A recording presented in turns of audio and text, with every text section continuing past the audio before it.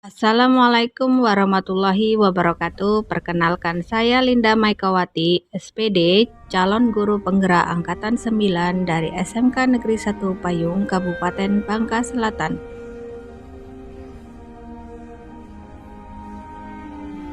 Saya akan memaparkan koneksi antar materi modul 1.2.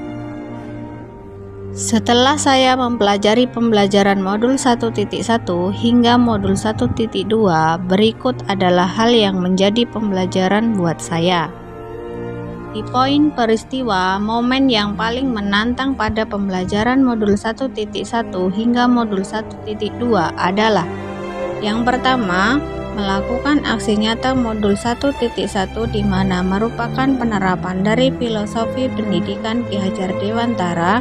Yang kedua, saya dapat mempelajari nilai dan peran guru penggerak dan mengaplikasikan nilai-nilai guru penggerak dalam pembelajaran. Dalam modul 1.1 dijelaskan juga bahwa menurut pemikiran filosofi Ki Hajar Dewantara menjelaskan bahwa tujuan pendidikan adalah menuntun segala kodrat yang ada pada anak agar mereka dapat mencapai keselamatan dan kebahagiaan setinggi-tingginya.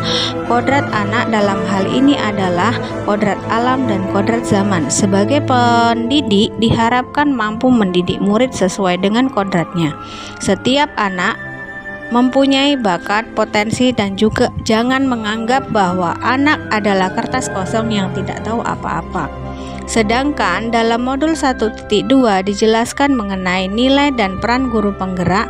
Nilai yang harus dimiliki oleh guru penggerak adalah berpihak pada murid, inovatif, reflektif, kolaboratif, dan mandiri.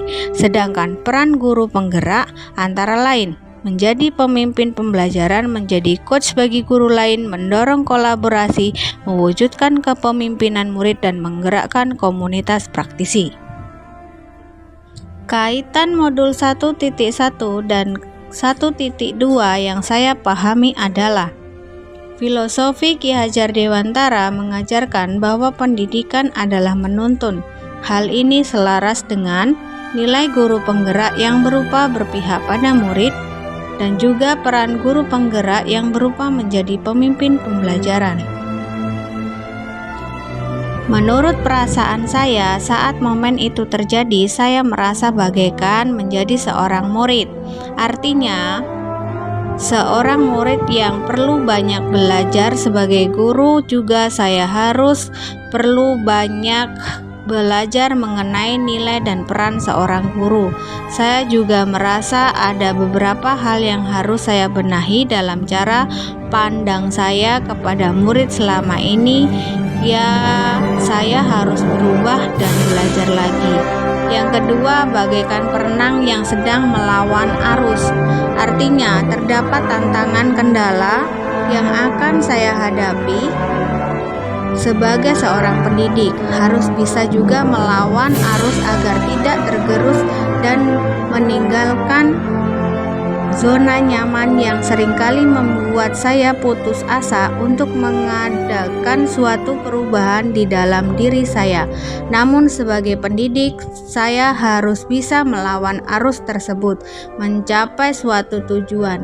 Salah satu tujuannya adalah bisa membersamai murid dan mewujudkan cita-cita dan impian mereka, menuntun mereka menjadi amil untuk murid. Melakukan perubahan memanglah tidak mudah, namun butuh proses. Saya juga merasa sebagai pendidik yang masih banyak kekurangan, masih minim pengalaman. Saya harus banyak belajar untuk membenahi diri saya. Saya merasa tergugah untuk mengimplementasikan ilmu dari setiap materi serta mempraktekkan dan memotivasi saya untuk berbagi. Dalam pembelajaran, sebelum momen tersebut terjadi, saya berpikir bahwa, dan sekarang saya juga berpikir bahwa, yang pertama, saya terlalu memaksakan murid untuk mencapai KKM. Yang kedua, saya berpikir bahwa saya sebagai pusat ilmu pengetahuan dan informasi sehingga murid cenderung pasif. Yang ketiga, saya melakukan pembelajaran dengan model pembelajaran yang saya rencanakan tanpa bertanya ataupun meminta pendapat kepada murid mengenai model pembelajaran yang diinginkan.